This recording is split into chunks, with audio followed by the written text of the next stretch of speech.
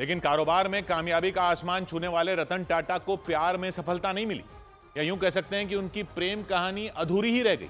एक इंटरव्यू में उन्होंने खुद इस बात का जिक्र किया था कि उन्हें प्रेम तो हुआ, लेकिन उनका रिश्ता शादी तक नहीं पहुंच सका।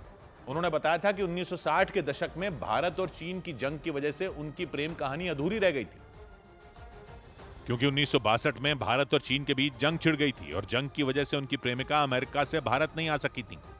उस इंटरव्यू के दौरान रतन टाटा ने बताया था कि उस वक्त उनकी प्रेमिका के माता पिता ने अपनी बेटी को भारत भेजने से मना कर दिया था।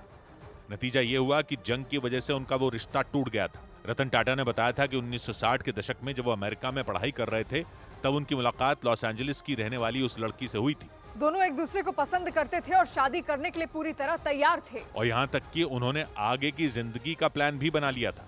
रतन टाटा ने बताया था कि उस वक्त वो भारत नहीं लौटना चाहते थे और उन्होंने शादी करके अमेरिका में ही बस जाने का प्लान बना लिया था। लेकिन उसी वक्त उनकी दादी की तबीयत बहुत ज्यादा खराब हो गई थी।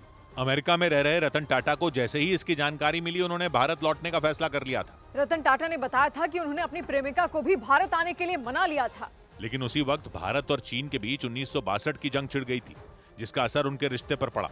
और बाद में जानकारी मिली थी कि उनकी प्रेमिका ने अमेरिका में ही किसी और से शादी कर ली थी। उस रिश्ते के टूटने के बाद रतन टाटा ने शादी नहीं की। हालांकि इसके बाद उनके और 1960 के दशक की एक्ट्रेस सिमी गरेवाल के बीच रिश्ते की चर्चा भी चली थी, और कहा तो यह भी जाने लगा था कि रतन टाटा सिमी गरेवाल के साथ शादी करेंगे। 2011 में एक इंटरव्यू के दौरान सिमी गरेवाल ने भी कबूल किया था कि वो रतन टाटा से प्यार करती थीं और शादी करना चाहती थीं।